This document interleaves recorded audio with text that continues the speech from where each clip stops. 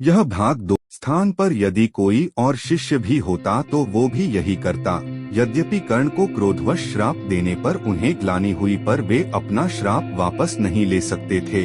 तब उन्होंने कर्ण को अपना विजय नामक धनुष प्रदान किया और उसे ये आशीर्वाद दिया कि उसे वह वस्तु मिलेगी जिसे वह सर्वाधिक चाहता है, अमिट प्रसिद्धि। कुछ लोक कथाओं में माना जाता है कि बिच्छू के रूप में स्वयं इंद्र थे, जो उसकी वास्तविक क्षत्रिय पहचान को उजागर करना चाहते थे। परशुराम जी के आश्रम से जाने के पश्चात कर्ण कुछ समय तक भटकता रहा। इस दौरान वह शब्दभेदी विद्या सीख रहा था। अभ्यास के दौरान उसने एक गाय के बछड़े को कोई वनीय पशु समझ लिया और उस पर शब्दभेदी बाण चला दिया और बछड़ा मारा गया।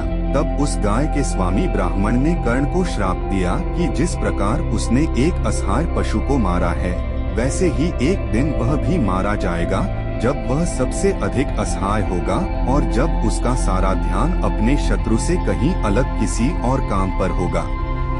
इस प्रकार कर्ण परशुराम का एक अत्यंत परिश्रमी और निपुण शिष्य बना। कर्ण दुर्योधन के आश्रय में रहता था।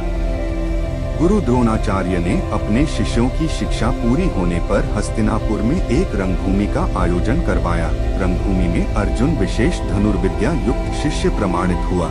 तभी कर्ण रंगभूमि में आया और अर्जुन द्वारा किए गए करतबों को पार करके उसे द्वंद्व युद्ध के लिए ललकारा। तब कृपाचार्य ने कर्ण के द्वंद्व युद्ध को अस्वीकृत कर दिया और उससे उसके वंश और साम्राज्य के विषय में पूछा, क्योंकि द्वंद्व युद्ध के नियमों के अनुसार केवल एक राजकुमार ही अर्जुन को, जो हस्तिनापुर का राजकुमार था, द्वंद्व युद्ध के लिए ललकार सकता था। तब कौरवों में सबसे ज्येष्ठ दुर्योधन ने कर्ण को अंगराज घोषित किया, जिससे वह अर्जुन से द्वंद्व युद्ध के योग्य हो जाए। जब कर्ण ने दुर्योधन से पूछा कि वह उससे इसके बदले में क्या चाहता है, तब दुर्योधन ने कहा कि वह केवल ये चाहता है कि कर्ण उसका मित्र बन जाए। इस घटना के बाद महाभारत के कुछ मुख्य संबंध स्थापित हुए, जैसे दुर्योधन और कर्ण के बीच सुदृढ़ संबंध बने, कर्ण और अर्जुन के बीच तीव्र प्रतिद्वंद्विता और पांडवों तथा कर्ण के बीच वैमनस्य। कर्ण दुर्योधन का एक निष्ठावान और सच्चा मित्र था। यद्यपि वह बाद में दुर्योधन को खुश करने के लिए द्यूत क्रीड़ा में भागीदारी करता है, लेकिन वह आरंभ से ही इसके विरुद्ध था। कर्ण शकुनी को पसंद नहीं करता था और सदैव दुर्योधन को यही परामर्श देता कि वह अपने शत्रुओं को परास्त करने के लिए अपने युद्ध कौशल और बाहुबल का प्रयोग करे, न कि कुटिल चालों का।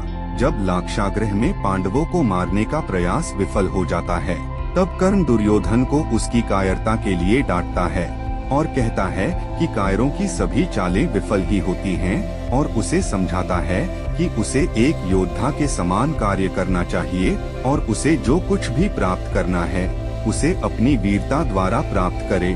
चित्रांगद की राजकुमारी से विवाह करने में भी कर्ण ने दुर्योधन की सहायता की थी। अपने स्वयंवर में उसने दुर्योधन को अस्वीकार कर दिया और तब दुर्योधन उसे बलपूर्वक उठा कर ले गया। तब वहां उपस्थित अन्य राजाओं ने उसका पीछा किया, लेकिन कर्ण ने अकेले ही उन सबको परास्त कर दिया। राजाओं में जरासंध, शिशुपाल, दंतवक्र, साल्व और रुक्मी इत्यादि थे। कर्ण की प्रशंसा स्वरूप जरासंध ने कर्ण को मगध का एक भाग दे दिया।